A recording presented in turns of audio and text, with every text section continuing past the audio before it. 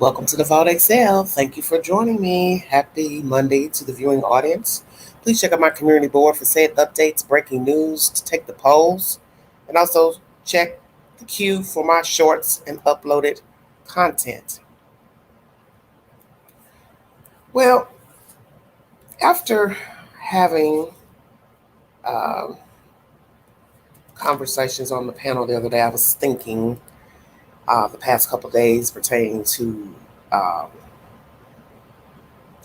this case, Sebastian Rogers case, Nina, Faith. I was looking at a comment pertaining to allegedly Katie taking the child to church. Some nonsense about that. I don't know if it's true or not. But you can't believe half the stuff you hear. But anywho, um, I often think of what Nina could possibly be going through. And naturally, it's from all that, drama that unfolded with her and these people when she had moved here to Tennessee and things didn't go as she had planned, thinking she was here to be in a relationship with a man and so on and so forth, but she was misled. So I think about that. I think about what that must have been like at that time, then finally getting away from that situation, thinking you're safe, thinking you're back home, and then only to still be wrangling with another human being about custodial rights and what you can and can't do with your child, although you're, you know, miles and miles away from Tennessee. What a burden that must be. And then now, fast forward years later, the child is in the same household with those bickering people that you've been going back and forth with child, family court, whatever. And then they have a whole child missing. That would have to weigh very heavy on a parent to know they've had this type of dysfunction. They've had dysfunction with a bio parent and another step parent, and then their child goes missing, and now your child is in their house. I don't think people really think about that, what that would be like for a mother, father, who genuinely cares for their child, and they have to send their child there, and they have had bad history with those people. That's a lot to digest.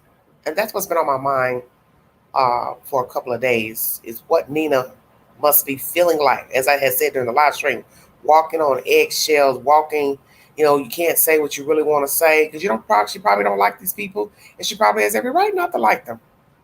And I'm sure she thinks about that all the time. How did I get myself wrapped up in this drama with this man and his wife?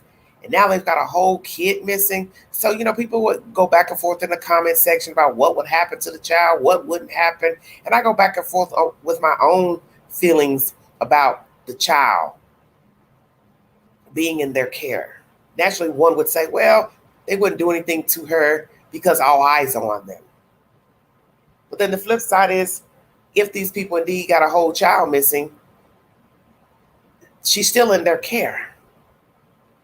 Okay? So, does it really matter about eyes being on someone? If they got rid of a whole kid, okay, they are now possessing another child. And that's just not right. And I get it. People are innocent until proven guilty. But I've watched the commentary for the past couple months unfold out of the mouths of these people. I don't sit up and regularly watch anything that they do as far as, being on other networks. I don't like indulging in that type of crap because I feel like my head's filled with enough drama and chaos, and having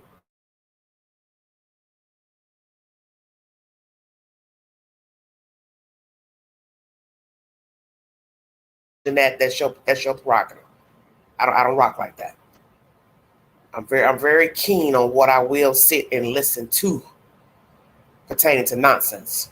And there just comes a point to me I tell myself, you do have to own what you put in your thought process, what you listen to, and what you take in and what you digest. And I don't think a lot of you understand that, because I get that from a lot of you. Oh, I just go listen just because. And I can't tell you where to go and not to go. You're grown. But you do need to own your part in digesting filth, as most of us are supposed to. And then you do have to stand account to yourself and to a higher power at some point in life. And I don't think people really understand that. Digestion of just, you know what I'm saying, pure nonsense 24/7. So when you look at everything that's been said by these people up here on the wire, and then you think of everything that lady said, and I believe her, testament about what happened to her when she came to Tennessee. I do believe she was misled, intentionally misled to come here so they could take her child. Why would she want these people to have any custodial rights to her kid? Come on now. And yet still people aid these two. It's baffling to me. And as I've said before, and I've said this 1,000 times, even if they didn't harm Sebastian, they still don't care about him. That's evident. I don't see how anybody can't see that. So why would they even want to have possession of another child? It's, to me, to prove I'm right. A power move. I can get her because she's biologically mine, but I really don't want her. I don't need her for anything. That's what I see with them. Then naturally, the main line, which is Sebastian. Obviously, there was turmoil behind the scenes with all parties for the obvious reason. He's missing, and you only hear his father, Seth, talking about him. So that tells me everything I need to know as well. I don't have to know every dirty detail, because nobody's going to tell you all of their business. Things weren't right before. That's why the child is missing, in my opinion. The reason why these three cannot meet up cordially. So when a person tells you, well, yeah, I was speaking and talking to Seth, blah, blah, blah, that's a lie. I don't think that's true. And the reason why I say I don't think it's true is because you're not talking now. So why would I believe you were talking then versus now? Now it's up to Seth to say, yes, Angela, we were talking. They called me, I called them. Everything was copacetic as far as conversation. But what is baffling, if that's true, what's the problem now? So I would love for Seth to tell me that. Did you really have a civil conversation, dialogue with these two before Sebastian went missing? Because in my mind, it would be hard to believe that that is true. Because one's going to say, well, if you all were talking and speaking and could call each other to talk about the child or whatever was going on, why is it when he goes missing, it's, duck, duck, goose, phone tag, a whole human is missing. You should be talking every day, every other day. Hey, what you got? What you know? What you hear?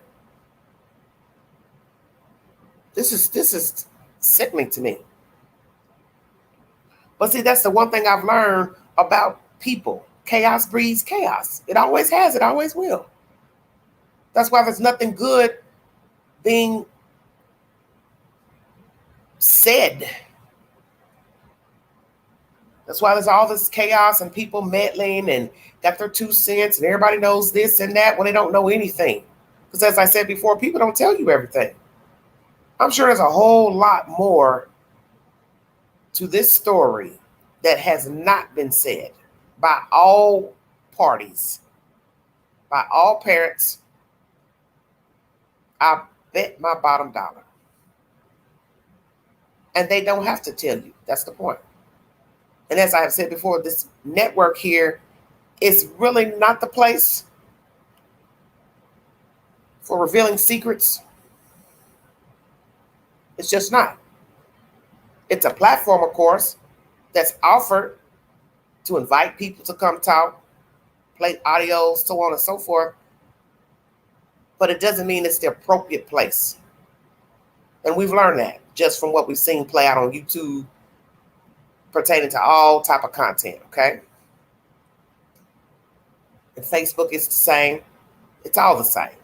Just a place to vent, to signify, to bring good news, bad news, rant, vent, spew venom, so on and so forth.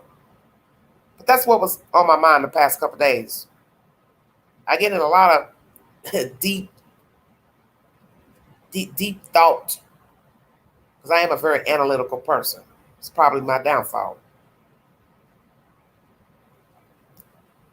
Heavy thinker. That's who I am. I'm a very heavy thinker. But I was thinking that minutes before going live, how terrible it must be to be worried about your child hundreds and hundreds of miles away. Thousands, I guess. I don't know the distance. And you've had bad history. See, this situation will be different, I'm sure, for Nina if she had a good rapport with Christopher Bradford and his wife. She could tell the world, well, I don't know anything negative. Our relationship didn't work out, but we talk, we have a good relationship. Do you understand what I'm saying? Now imagine that. If. And I must say,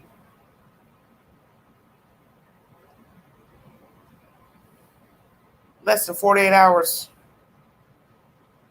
there's just things I see that is so troublesome up here. But it's not really just the wire. YouTube is just a symptom. Okay? It's everybody. There's something wrong with all of us. The thirst, the crave for nonsense. People really get a jolt out of theatrics. I see that a lot up here. I see it a lot on Facebook. I shake my head every time I look at Facebook. Why are you posting these things? Just the way people act, the way they dress, the way they talk, 24/7, never know how to turn it off. Like I said, everybody can have a moment to vent, to cuss, to get mad, lash out. But the problem is if you're on 24/7.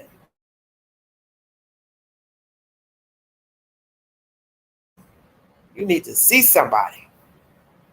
And I was noticing that before going live. And like I said, the past maybe 2 days, some things I'm seeing that is really not nothing new to me. It's expected because of what I'm doing up here. But it's grimy. Because you can see that the people in general, I don't have to call names, I don't have to say who did what. It's just, it's something wrong with people. That's the problem. It's people, us.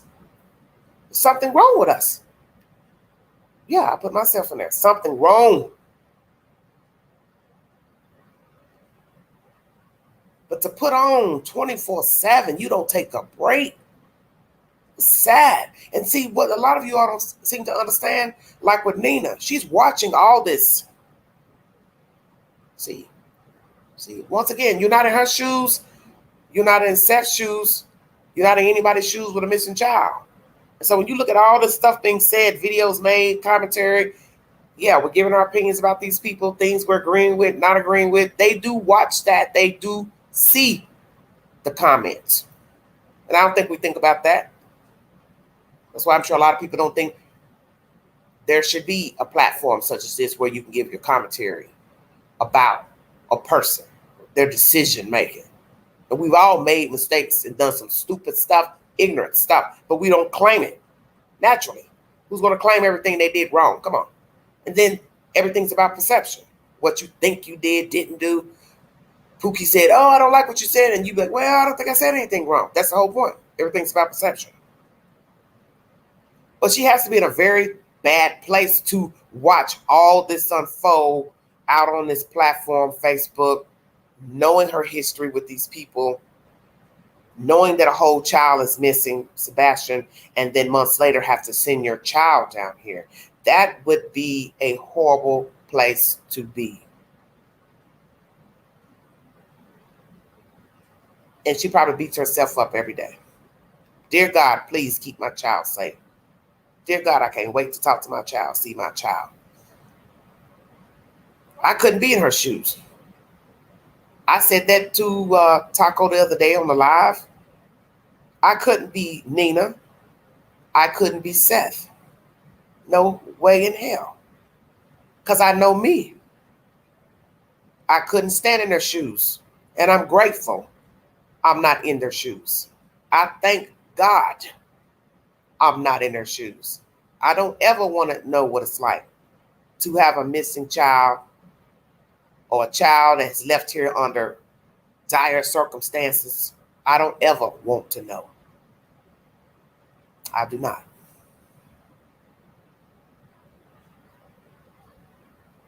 But all this has become a joke up here. Social media, it's all the same. Wherever you listen to commentary, Reddit, whatever. Reddit's all the same. That's garbage too. Straight garbage. Nothing but a bunch of gossip. These people, there's no respect. You know? And like I said, I own my part. Because over the years, I've said some not so nice things about the parents in the stories because I was looking at how they acted. Because that's all I had to go on. I own my part.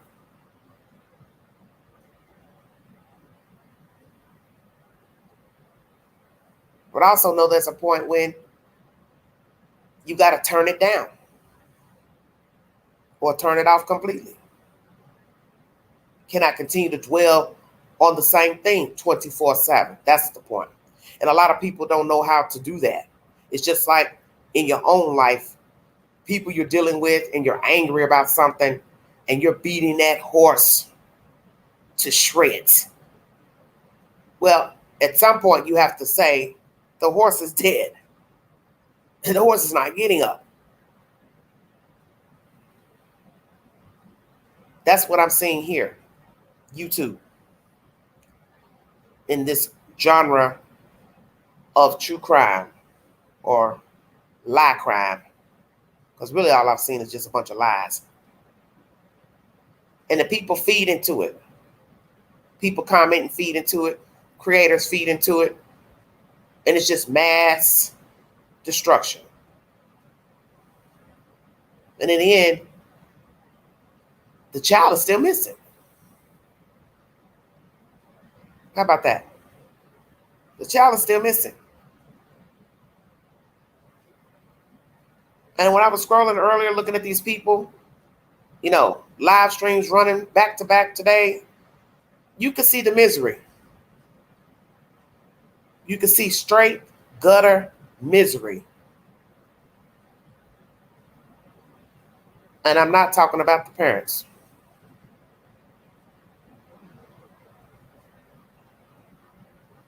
I'm talking about the people up here on the platform. You can smell it. They're just gutter miserable. And it's so obvious. So it's a breeding ground.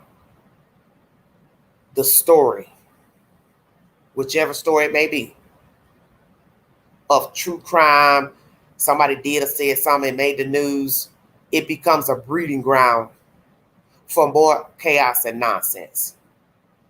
Lies, misinformation, people acting out off of something that a stranger did and you don't even know it from a can of paint. I told myself that earlier. I said, ain't no way I would travel anywhere in the United States to go bother anybody in a story. Now, if they contacted me wanting me to talk to them, that's different. But to deliberately just go put gas in a car or rent a car, fly on a plane to go stalk somebody in a store, hell no. Hell no. I wouldn't give the devil that much credit to use me in that way.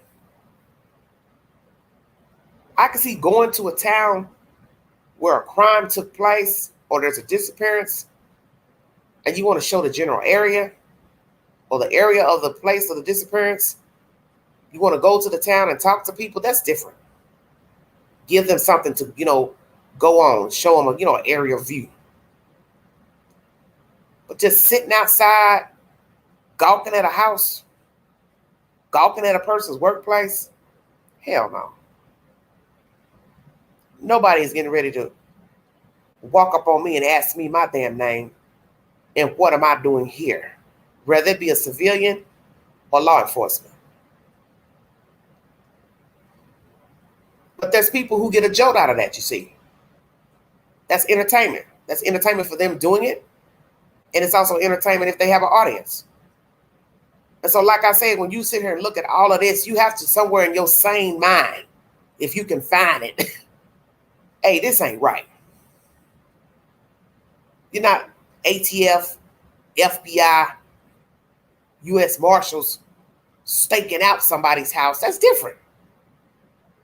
Because they're law enforcement. That's their job. But you as a civilian, Now, you got a family member missing. You trying to get some answers. Yeah, I can see you sitting outside of a house, watching a house, driving by trying to see if you see something. That's totally different because you have something invested. But not a stranger. But this is what we have become. Gawkers to madness. And some of you get off on it. 24/7.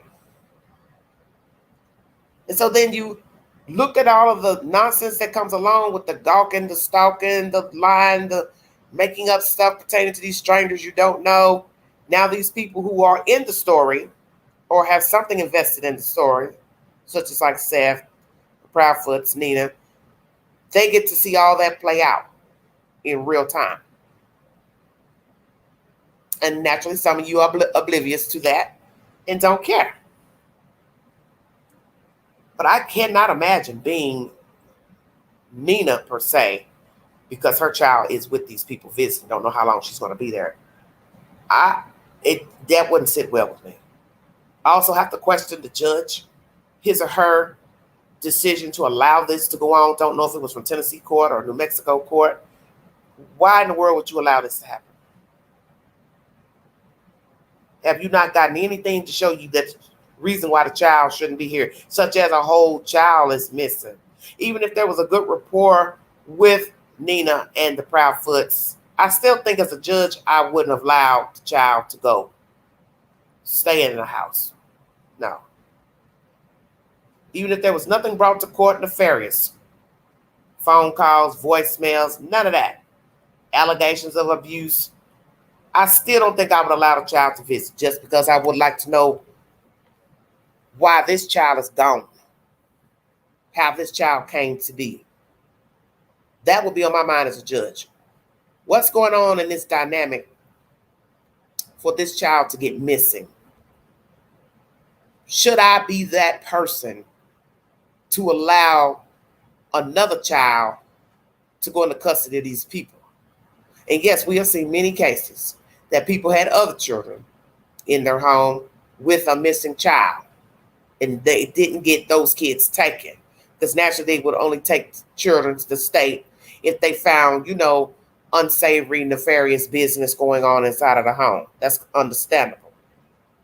So this is why other children remain in a house, because the state didn't find a reason to remove children. And we have learned over the years with a lot of true crime cases that seeing is believing. Sometimes. That there is something nefarious going on. something nefarious went on, and the state don't know everything because it's hidden. So that's why children will still be staying in the house. So I don't see anything. I haven't heard anything. Maybe there were no 911 calls pertaining to abuse, neglect. I don't see a filthy home, unsavory home. I haven't heard that these parents have been arrested for any type of crime. So yes, I'm going to let these other children stay in the house. It's the way it is. This is why crime continues, because sometimes there's nefarious business, but it is not obvious. It hasn't been reported. There isn't an eyewitness that can talk and tell it. So this is why we continue to have crime, and we're going to continue to have crime. And I think about this all the time about life. It's such an illusion. Just like I look through the YouTube queue, I'll see my little shorts pop up in with other people's shorts. And then the shorts are interesting. Don't mind me, I'm all over the place in this live stream. So I'm touching on everything pertaining to this box up here. In the shorts, you'll see all type of content. Happy people, happy people. A lot of shorts on relationships, interracial relationships. Somebody adopted a kid. White people adopted a black kid, or somebody adopted an Asian baby. Whatever it is, it's allegedly happiness. Oh, they didn't think our relationship would last. His mama don't like me, but we're still together. You know, just all type of stuff. The first thing I have been saying to myself recently, looking at all these shorts, just out of curiosity. You know what they say about curiosity, kill the cat. Indeed. I tell myself, how long is this going to last? This happiness. And one thing that stuck out is this one short that came up. I think I saw it yesterday. It's of the guy who played Beauty and the Beast, the series that was on CBS many years ago. He's a white man, and he was married to a black woman. So they were married for like 41 years. And I was trying to read the caption to get an understanding, because they had it from like 81 to 21. So I said, oh, yeah, they were married a long time. But then I thought about it. Wait. That means it stopped at some point. So did one of them die? So then something said, nah, read the comments. And then naturally people started chiming in. Oh, he went and found him a younger woman, girlfriend, woo, whatever. How long is that going to last? And then it hit me. Everything's an illusion. All those pictures they took over the years on the red carpet, entertainment functions, they're hugged up, they're smiling. People probably thought they were just this happy couple. Same thing you see in all those shorts. Everybody's kissing on each other, laughing and playing with their babies, bouncing their babies around, joking, doing little, comedic shorts. But the point is, are you really seeing what you think you're seeing?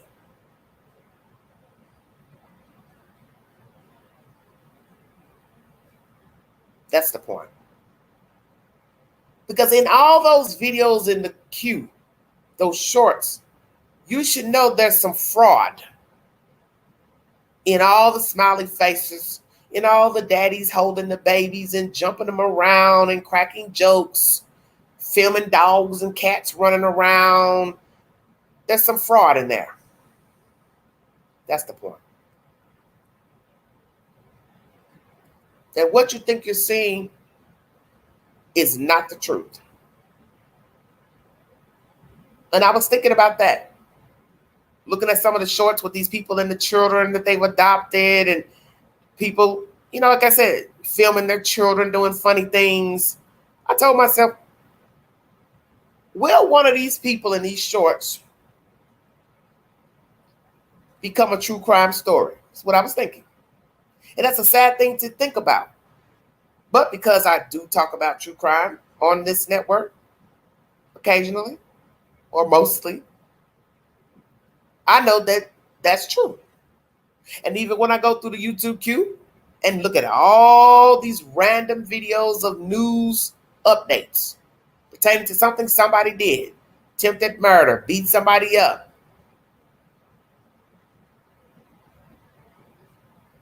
They got to the news because of a crime, either by a victim or a perpetrator. And imagine what they have put out into the universe about themselves on social media. They were smiling, laughing, doing this and that. And then next thing you know, you hear they're dead. Somebody murdered them. They got caught up in a love triangle. They decided to kill themselves. Or they went out and killed somebody. They did a mass shooting, whatever it is. And the first thing you're saying is, dang, I just saw that person on Facebook. I just saw him post something on IG. Oh, I just saw him walk down the street, walking his dog. See what I'm saying? Because you don't know people.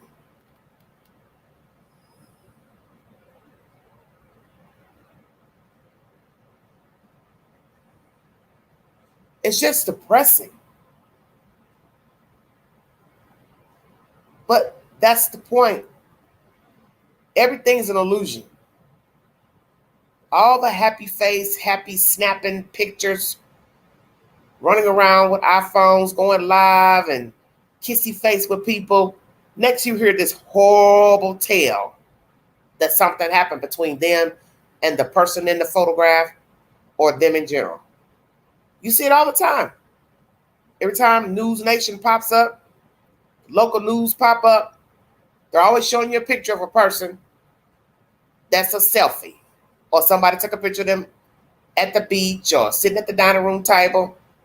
And you hear, oh, he was a great, happy person. She was a nice person.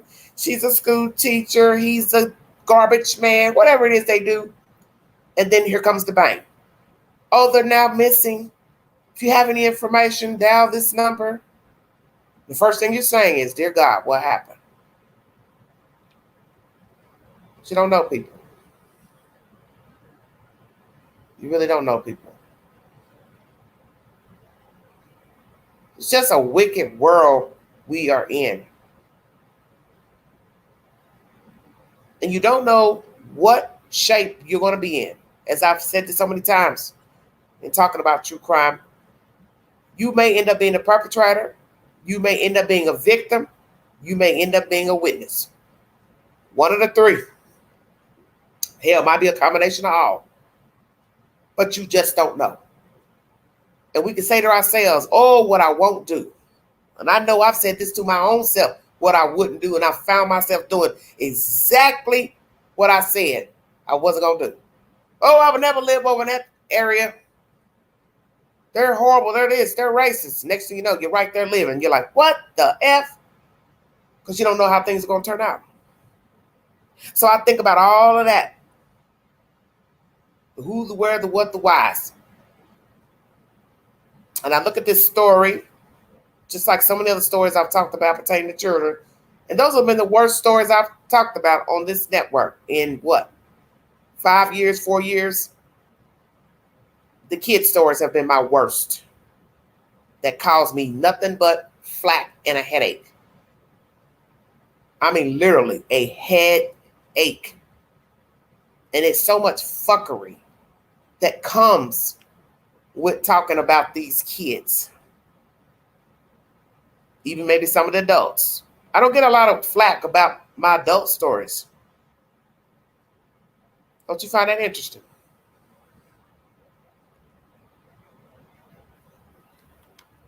Most of my flack is from talking about these kids missing. Somebody don't like what I said. Well, there's a lot of things you all say too I don't like.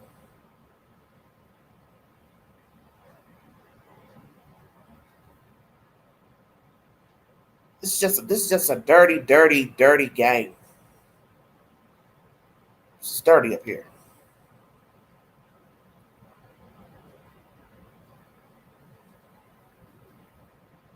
But back to the point.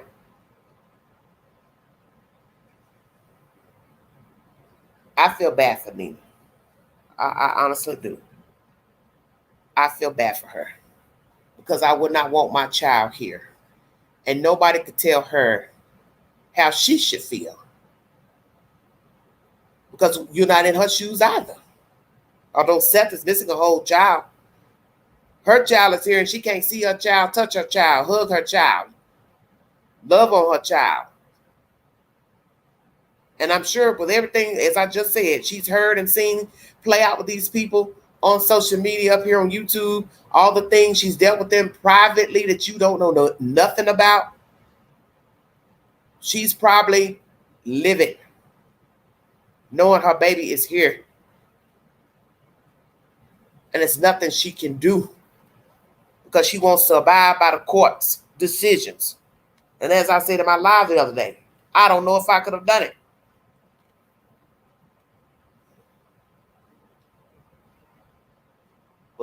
But I'm not her. We're different people. Now, have I made mistakes with men before? Of course. But the one thing I have not done is consistently had children by some low lifes. Hell no. Hey, let me tell you something. You have a baby by one low life, that should be your lesson learned. I will not bear a child by another bum. That should be a lesson learned. But people don't learn it. Women don't learn it. Men too, same. And then you go back in.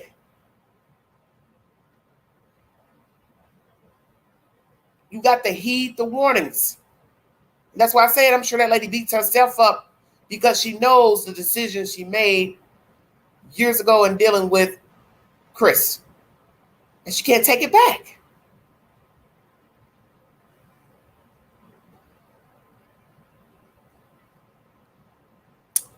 If she had ran with the daughter and got caught, he'd get the child permanently. Maybe. Maybe. But see, what I try to say is you start at the beginning because that's where the truth lies. Of course, you know, had she not even hooked up with him, she wouldn't be in this situation. Had she realized he was never going to change when he abused her children, she never got pregnant by him. But see, that's the point. She made those decisions. She can't go back, can't take it back. And I'm sure, as I said, she is probably like a lot of women. Even though these women probably don't have missing children, they beat themselves up every day. Like, Jesus, what was I thinking? Because when you have to constantly deal with a person nagging you, messaging you, worrying you, talking crazy, God forbid, filthy mouth talk about their child, you're wishing like, God, why did I get myself in this situation? I hear the stories all the time from women bitching and moaning about their kids. The daddy, he's bitching and moaning about what this and he got to pay this. And I mean, there's always complaints. And that's the thing that people fail to realize. Had you kept your legs closed, you wouldn't be in this situation. And it's not to be mean. It's just the truth. You do have to call a spade a spade. It's not a, you know, it ain't a king, it ain't a queen.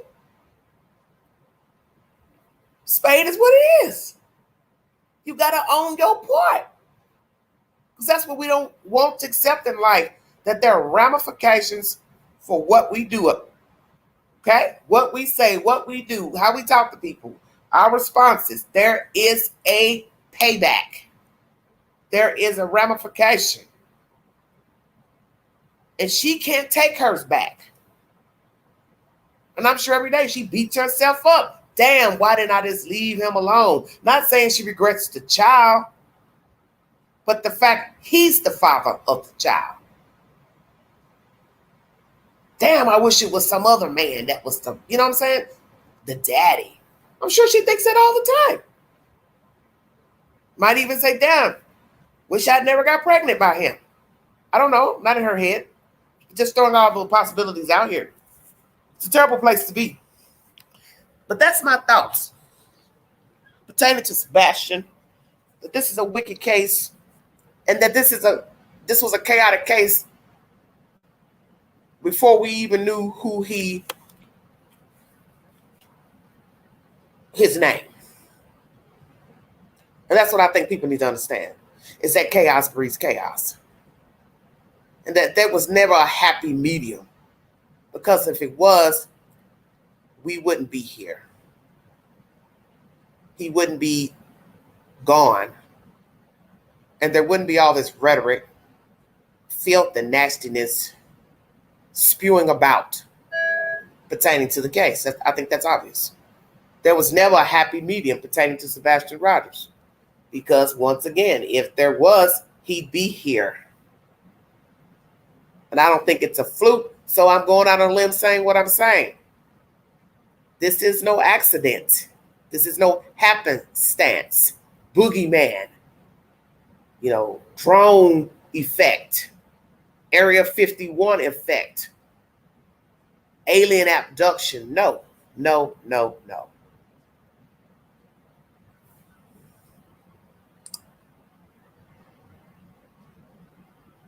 It's a bad situation. It's just a bad situation.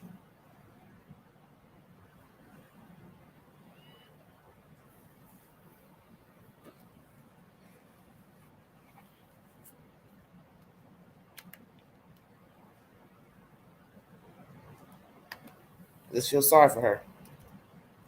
And then her child is young too. So imagine having to deal with these people for God knows how many years, depending on how old the little girl is. I couldn't imagine that. I just don't have that kind of temperament. That's why I've tried not to put myself in these type of situations. I don't like drama. I don't like arguing with people about stuff. I don't care what the subject's about. I don't like arguing with people, going back and forth over the same thing. You can't hear what I'm saying. You don't care about what I'm saying. I'm being disrespected. That's why I don't fool with a lot of people. So that's why I've never been out here being in the baby making business. I've never wanted that for myself because I have to think about the child's needs. So I don't want to be sitting around here, house full of children, and I've made the mistake of picking the wrong type of male, and all I'm getting is straight drama pertaining to what they will and won't do, and denying a kid, and just all type of crazy nonsense.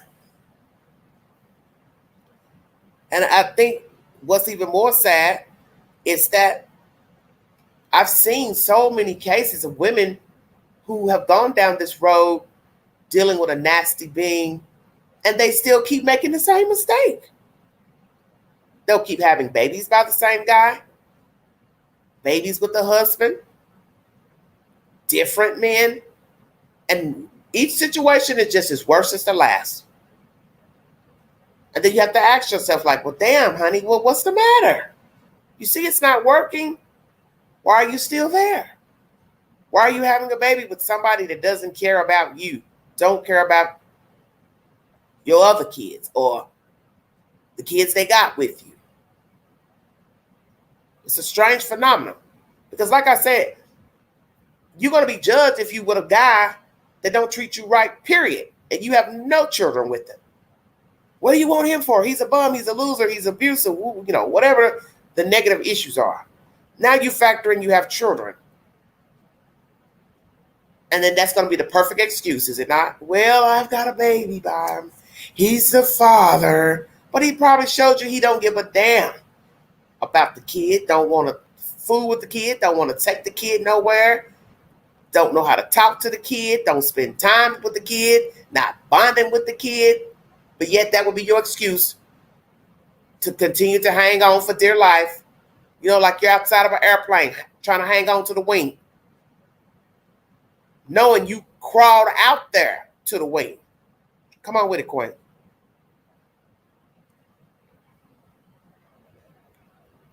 You climbed out on that ledge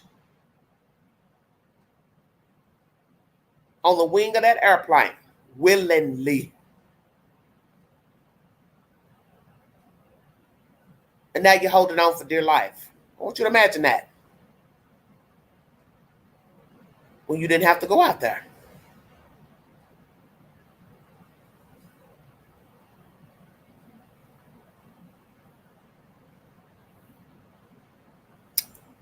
Well, I don't recommend a cat or a dog either. They're work too. Sometimes it's best to just do you. Because in the end, you know your own temperament. You know your own temperament.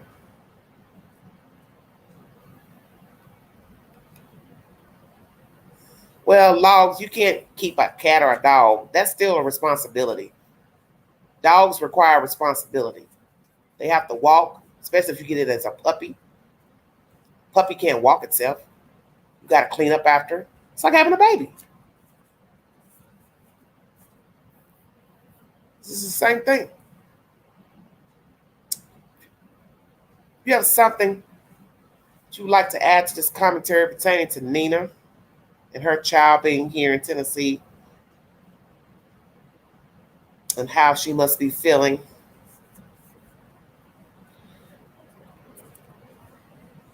knowing that Sebastian lived in that house with these people, feel free to hit the link. Nobody has any commentary. I won't hold long.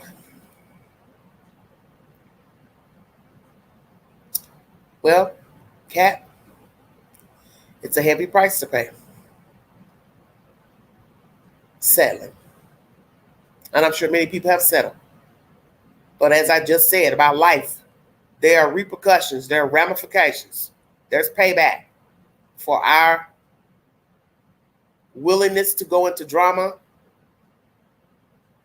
succumb to drama. It's all the same. It's a ramification. Well, I think anybody should be going out of their damn mind unless they just don't give a damn. No preaching for me, dear. I'm a sinner, Jessica. No preaching for me, dear. No, thank you.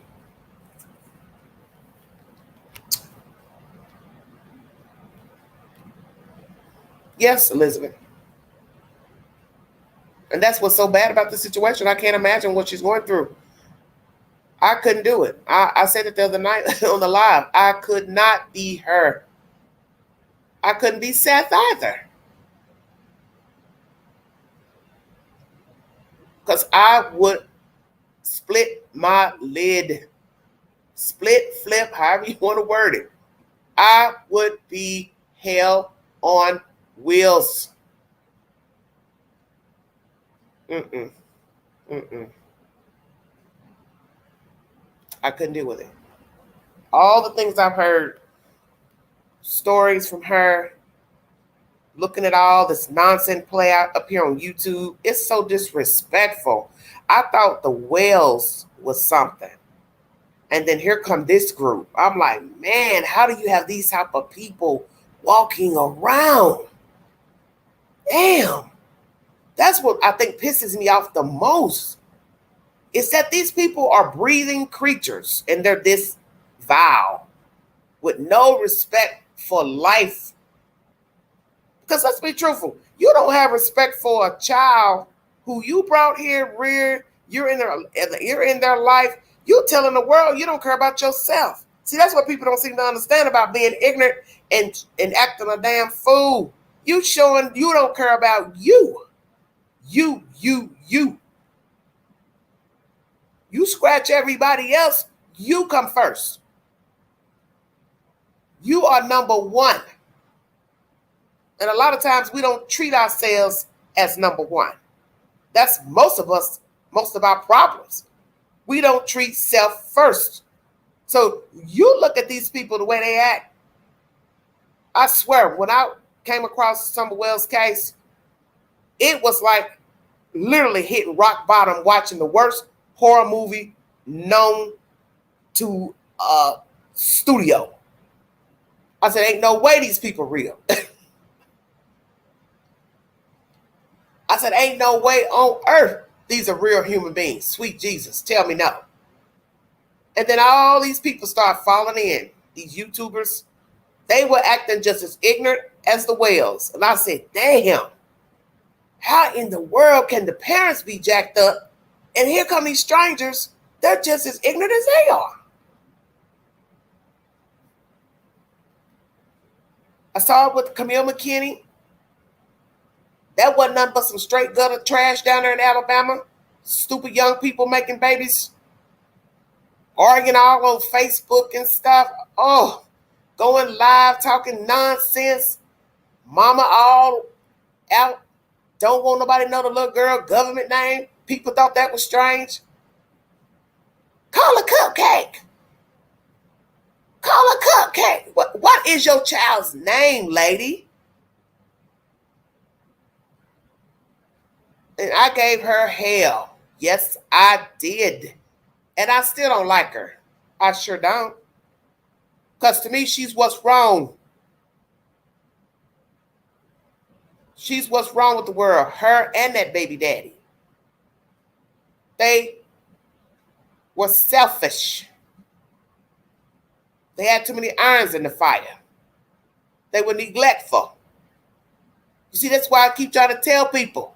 All that baby gap, hair bows, that don't mean nothing. Because I see people commenting, oh, she looks so cute, she's so pretty. Oh, her hair's so pretty. Yeah, but that same little pretty little black girl is out here in the projects playing unattended to where two creepy crawlies snatched her up. So who gives a damn about a hair bow? That's what I try to make you understand. Shit is an illusion. I remember one night I went live and somebody came in the chat and the lady was saying, oh, I got a neighbor who lives over there where the mama lives. And she said the little girl be out riding a bicycle at night and the mother's nowhere to be found. Well, I believe what that person said. You know why?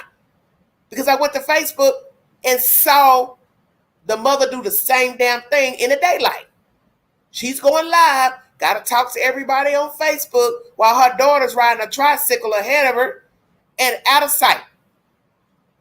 And then got the nerve to sit up here and say, oh, there's this van driving by. They're acting suspicious. Well, you too busy talking in your cell phone. They could have just snatched your kid because you're too busy wanting to talk to Facebook. That's what I'm talking about. The blatant disrespect for the babies. You're selfish. You're too busy wanting to smoke blunts and get high and sit up on people's dirty ass couches drinking OE and Heinekens and shit. You don't care about your kid. To this day, we don't even know where the mother was when the kids were out there playing for hours. For hours. They said that little girl was outside for hours. Her and her cousins. Where was April Thomas? To this day, I've never heard. And the government down there, you didn't charge them with child neglect or nothing. Why? Because it was so terrible where you found her.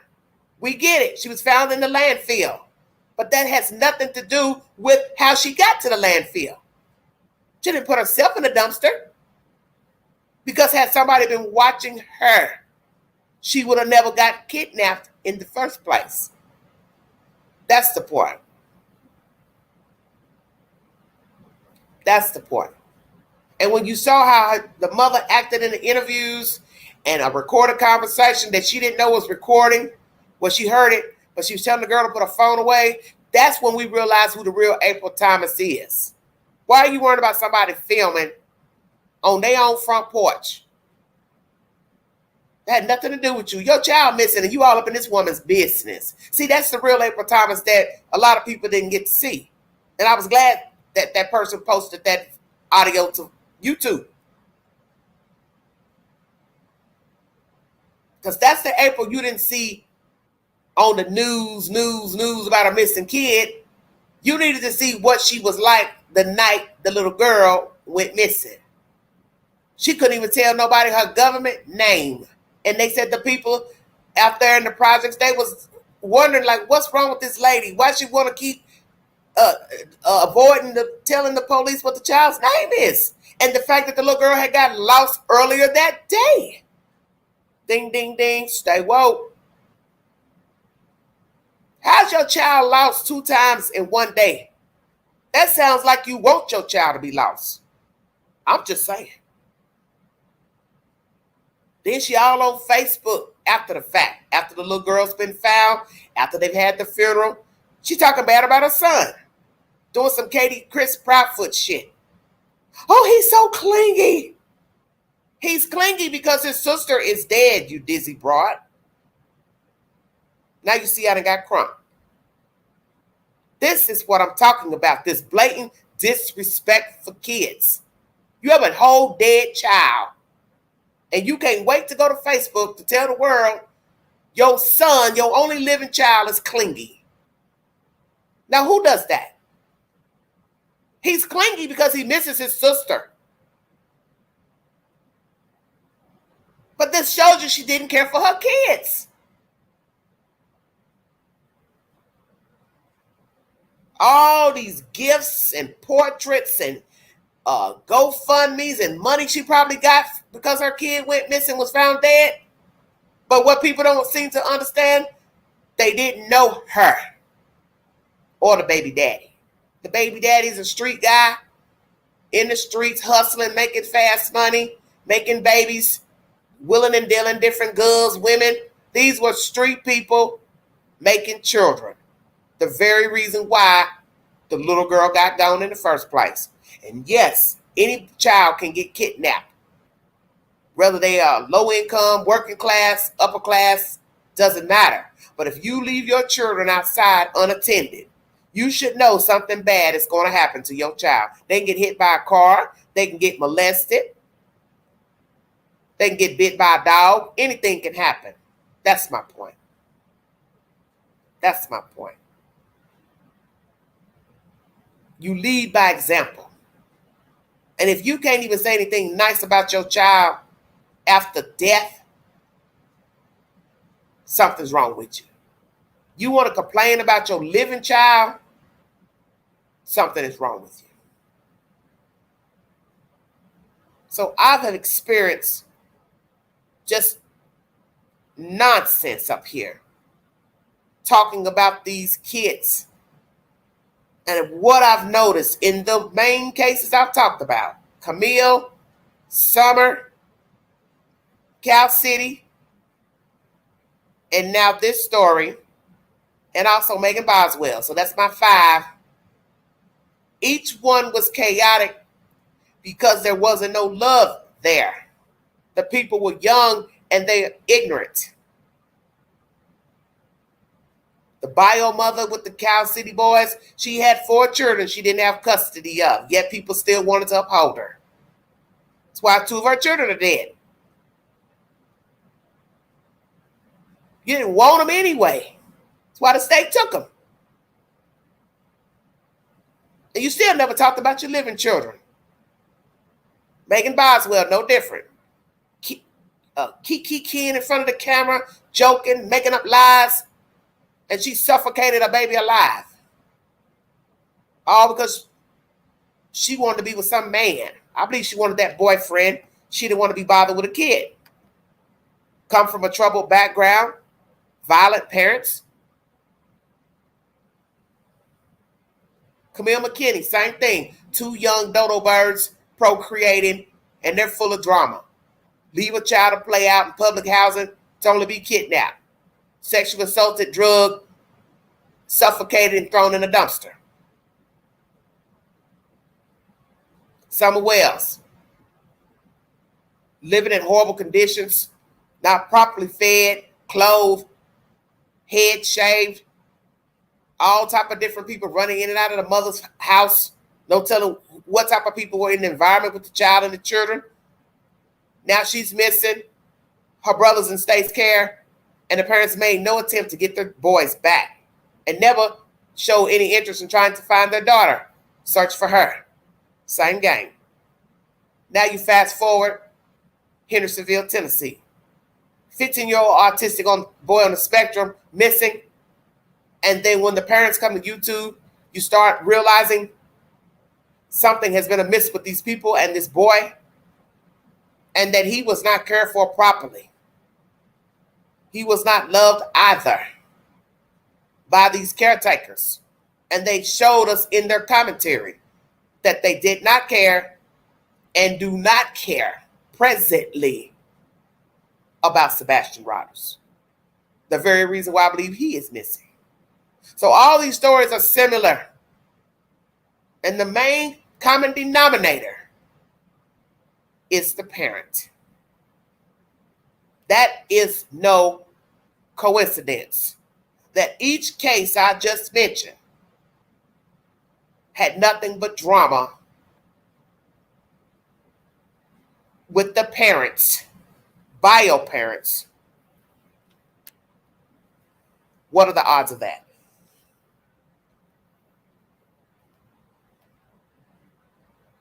So you take it for what it's worth. That there is no coincidence in any of the stories I just mentioned.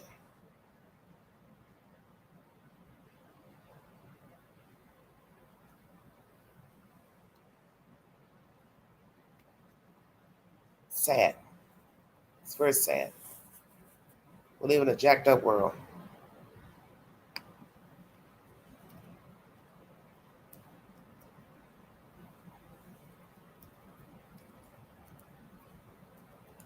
And sadly, there'll be another story of a missing child.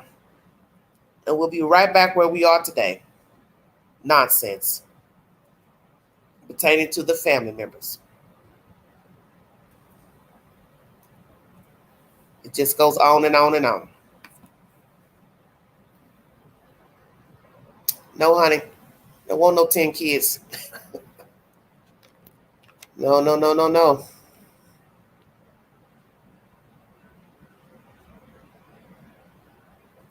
Thank you, Gia. The panel is open if you'd like to give your commentary on this subject matter.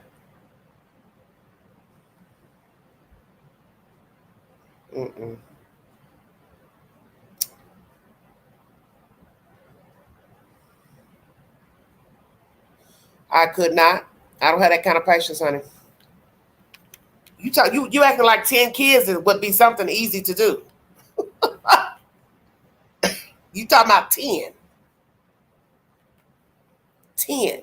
You didn't even say 2. You said 10. I don't understand that either. I don't understand how people in modern day have that many children deliberately. I don't understand that. You can't equally give your children attention because each child needs something different. Some children are not needy. Some are clingy. Some are not. Each child needs something individually. It's just like being a school teacher.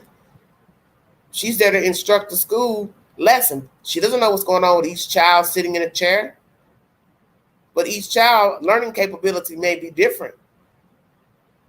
That's the reason why a lot of children end up falling behind, because the teacher just can't individually dedicate, 15 to 30 minutes per kid. Class only lasts about 45 minutes, hour? We'll have that kind of time. So now imagine being a parent, nursing babies, and one's walking, one's crawling, one's riding a bicycle. One can go to the movies by himself. That's just a lot to deal with.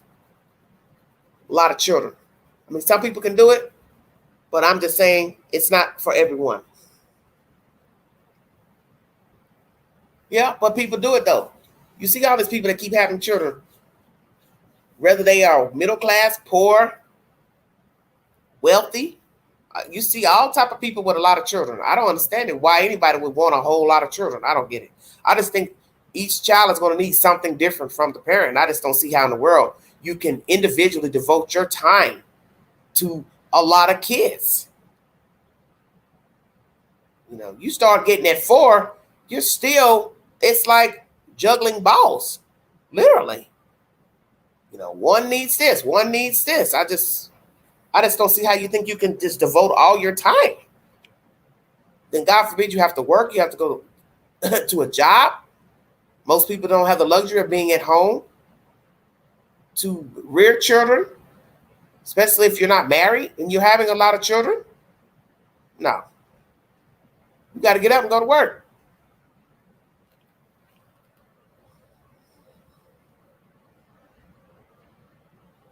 Well, you will burn out.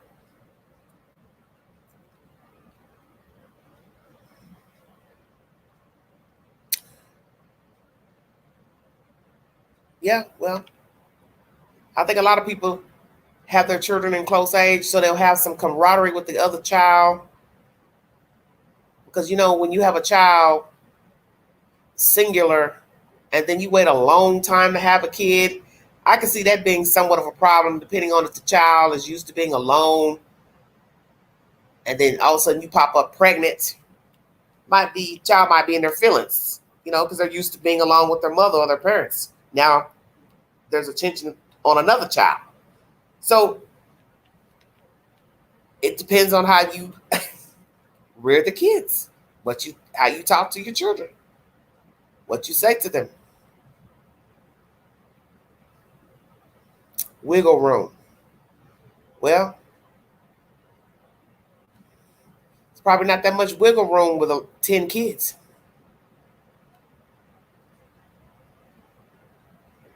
I just don't see anybody wanting to have kids, a multitude of kids in this day and time. We're in dire times right now.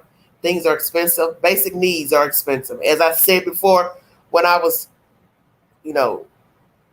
talking about that day at the store buying the 12 bars of Dial soap, white Dial, $9.50.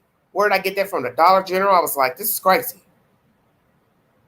And that's not including tax. So naturally, when you have children, certain things you have to buy for them, certain brands of things, such as, detergent and all that. Starting out, you don't wash children's clothes in regular detergent because our detergent is stronger. So you're going to be spending a lot of money. You start bearing children back to back. All the things they need, specialty items. Their detergent, the bath lotion.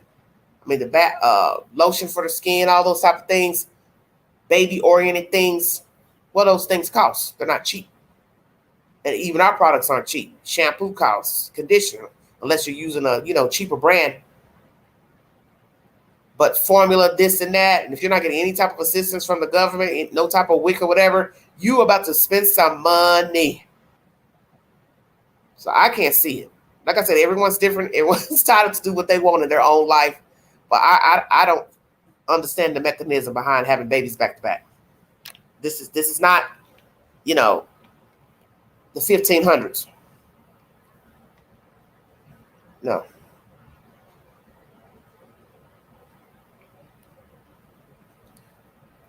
My youngest had said she didn't want kids from her body. She will marry a man who already has them. I said, okay, to each its own. Well, that can be a problem too. Because you got to hope that you get along with their kids. That's a whole nother subject. That's an entirely different subject. Step parenting. Step brothers and sisters. That might be a subject I venture on in the near future. Very funny, Logs. Yeah, she lived in that shoe, but she couldn't wait to get out that shoe. I'm sure she couldn't wait to get out of that shoe. Honey, she couldn't wait to unlace them laces. I got to get the hell out of here.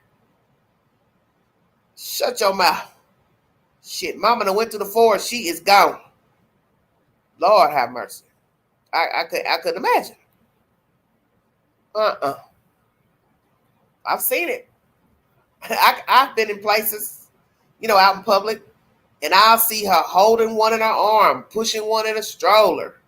Oh, remember one day, it was years ago, I saw this young girl. She was walking with her kids, probably going to the store, and she had probably 3. One was beside the little stroller. One was in the stroller, and I think one was in her arm. I almost started crying when I looked at her. I said, Lord, honey, how is she doing it? Because those children were back to back. You could see they were all babies. Because naturally, I call toddlers babies because they are. One in a stroller, one walking by the stroller, and one in her arm. There's no reprieve with that.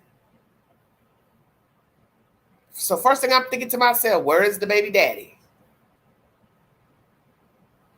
And she didn't have a lot.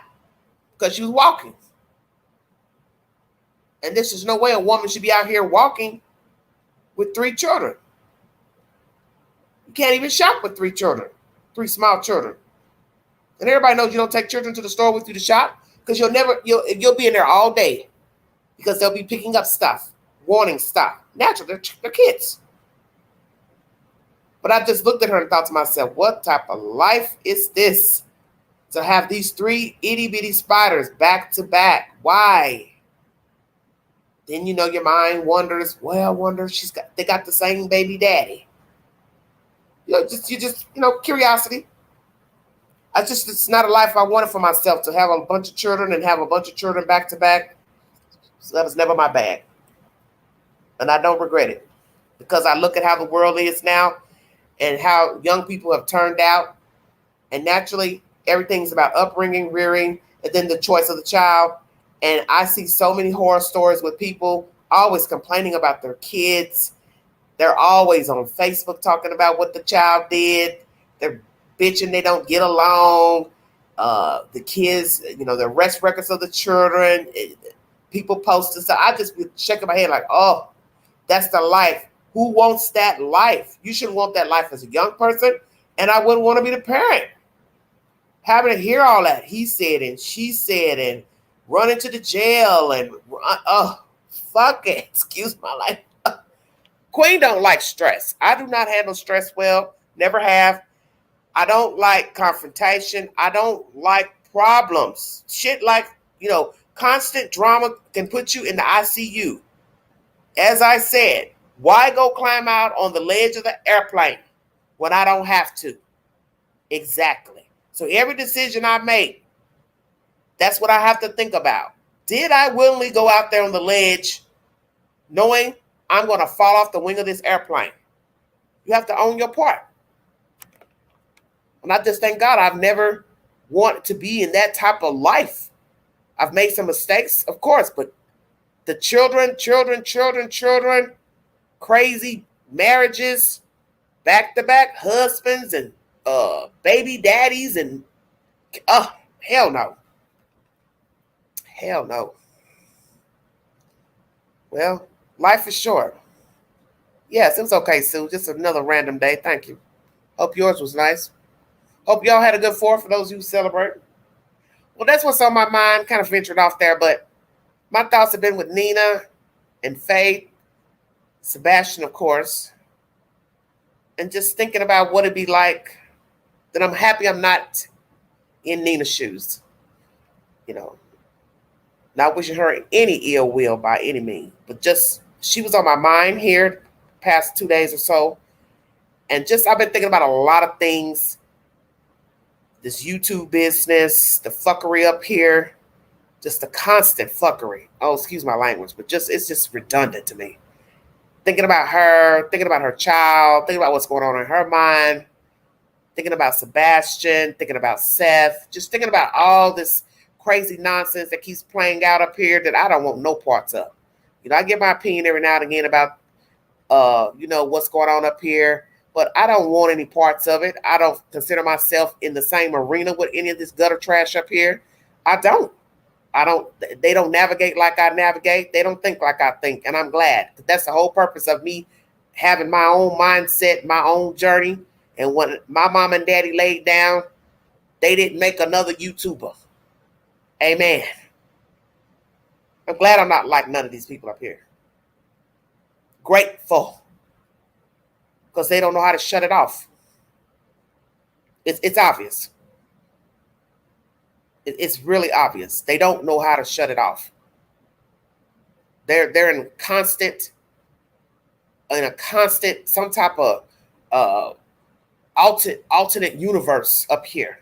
They don't know how to shut it off. And some of the commenters, you're the same. You don't know how to cut it off. You don't know how to shut it off. And it's obvious.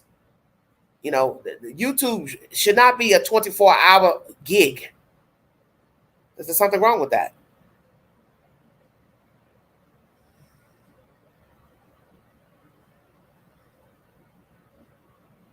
Exactly. Original. That's right. Think for yourself. I don't want to be like somebody else. For what? Yeah, you're not an original. You think like somebody else. You walk like somebody else. You jump in a hot pan of grease for what? To get burned. You see it's grease. You see it's bubbling. You jump in anyway.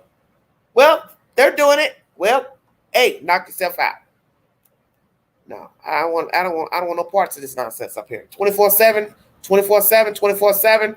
There comes a point, like I said, you have to choose your battles. That's an old saying. Choose your battles. You have to know when to say, I ain't gonna say nothing, I ain't gonna comment, I'm not gonna give a response. You know, we all can be nitpicky, but when it's 24/7, you don't know how to turn this off with the rhetoric and the nonsense, you've got a mental problem. Because in the end, it's not that serious. Because in the end, you don't know these people in the story. You don't know this boy. You don't know Faith, Nina. You don't know any of these people. They're just a name. And I think some of you need to get a grip because you've lost touch with reality. You need to check yourself. But yeah, just some things I was noticing, some things I'm not going to repeat because you have to be careful what you claim when you say certain things. But I'm seeing some stuff that I've already experienced before on YouTube. So it's not really anything new, but it's just some things I've come across here recently that's real gutter, and it just shows me that the world is at war with itself, and it's going to continue to be at war because people don't care about themselves. And the one thing I have to say, I don't have to participate because you're at war with yourself. So that's what you have to tell yourself about life. Because they are at war with themselves does not mean I have to participate. That's what you have to tell yourself. And right now, what I'm seeing up here is gutter, bottom feeders. No, thank you. You got that. I don't have that kind of time. These are some very miserable people up here. Very miserable. And it's sad because it's all stemming around a missing boy. And even when I was watching Seth's video the other night, I still feel bad for him, of course, because he has a missing child. It's a missing child. And I can't imagine having a missing child. I don't want to know what it's like. That's why I was thinking about both of them, Seth and Nina, at the same time. He has a missing child. He is sick over his missing child. He's probably running himself ragged, which is expected. Then Nina's got her whole child down here. Like I told dude the other day on the live, it could not be Queen. I could not be in either one's position. I couldn't be Nina, and I couldn't be Seth. Ain't no way in hell. Sweet Jesus. You talk about a bad day in Tennessee. Lord, have mercy. No.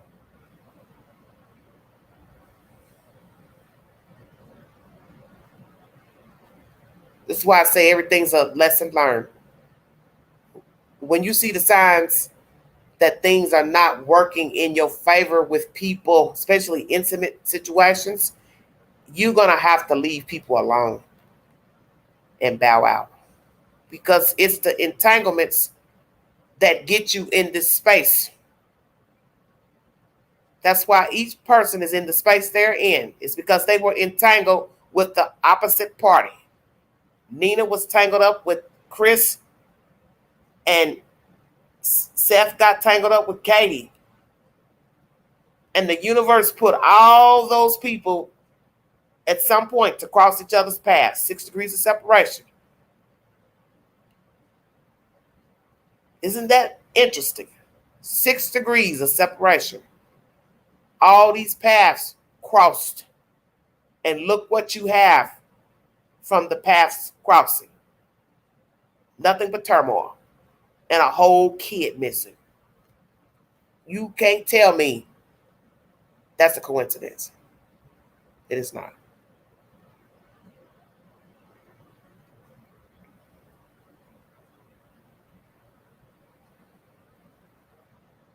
This is a baffling case.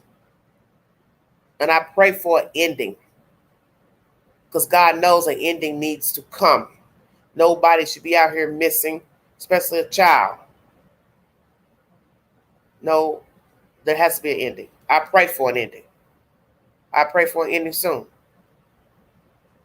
I do not think negative that this is going to be a long haul, long run. I won't put that in my database. So I pray that an ending comes pertaining to this investigation, wherever it leads. I just would like an ending. So all parties can go their own way. And if indeed one of the parties is involved, then there is justice, retribution to the fullest extent of the law. Amen. I'm going to leave it right there. I may be back on later tonight with grown folks conversation. But my prayers are with Seth and Nina. My prayers with anyone with a missing child. And my prayers are with anyone who has lost a child to an unaliving. And I thank God I'm not in their shoes. But that's what I have been thinking about the past couple of days, is this child being in the home of the Proudfoots and how scary that must be for the mother, her family too. You know, you got to count them too, but they're thinking, is she getting access to her? Are they letting her call and talk to her mom regularly? How long is she going to be down here? Because I know school will be starting back next month for most schools in Tennessee, depending on the jurisdiction. And what does the child know as far as information about Sebastian? So we don't ever talk about that. What does she know? How does she feel? What has she been told by her mother? What have they told her? Do they talk about the child in the house? See, I could still go another hour just on that subject. What has been said to Faith about Sebastian? Do they talk about him in a positive light in front of her, around her? Has she heard anything nefarious in conversation in front of her or in the distance? Is she happy here? Has she been happy on her visit here? Is she being treated well? See, a lot of questions you can ask and you're never going to get the answers, because those two will never tell you the truth about anything. Not now, not never. And I'm sorry. No, I'm not sorry. They don't need her here. They have no business with her here. Because my thing is, if you talk bad about Sebastian, you talk bad about her. See, ain't nobody woke. I'm woke. Because I know people. I got 50 years of dealing with human beings. I know people if I don't know nothing on this universe. Old habits die hard.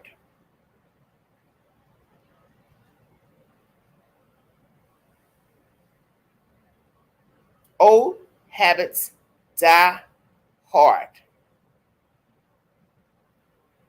You don't turn it on, flip it on off switches. That's what we think. Yeah, they flip it on nice today, mean to this person. You are still deviant. Let me make that clear. These people have been causing a ruckus amongst themselves for years. So just because you go get a child, pick her up from the airport, however it works, that means absolutely nothing. Because you're nice to the lady at the library and the Starbucks, that means nothing. You are still vile.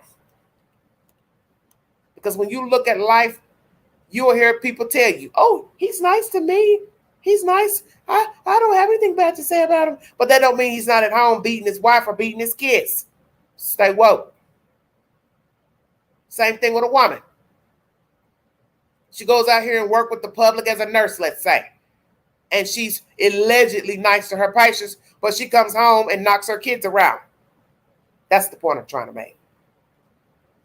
That people are wicked and they put on to whom they want to put on with. This is why you'll hear stories of people saying, oh, well, they don't act that way with me. And then somebody else will bring a story saying they're evil as hell to them because people pick and choose who they want to be nice to. Chameleons. People do it all the time. It's just like you, me. I may be mean to somebody today that I don't like. Well, hell, I'm not going to do mean to the person over here that I like. Of course not. But you don't know people. And if indeed those two harmed Sebastian, they have a whole girl in their possession. That ain't right. That ain't right. So it don't matter what you think they would and would not do. The point is a whole boy is missing. And these people have shown that they have a mental problem and mental defect pertaining to that same child. So how are you going to be nice to Faith? Explain that to the queen. I want you to really think about that. Because every day we have people walking around us who have committed atrocious acts against children, men and women. And they are husbands, wives, brothers, sisters, cousins. They have family, they have friends, and people do not know what they have done. That's my point. A killer is walking around you right now and you don't know that they have murdered somebody. Somebody has molested and or sexually assaulted somebody, and they're your friend, they're your neighbor. You just don't know about it. That's my point. Somebody mistreats their children, but you don't know they treat their children badly. Because people put on. People lie. People manipulate, people con.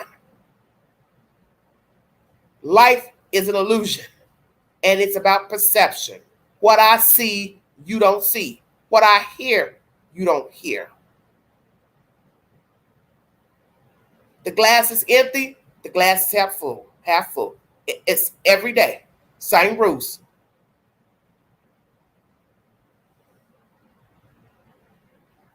Is this child happy here on her visit?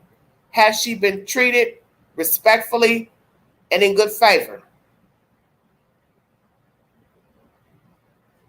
But the flip side is,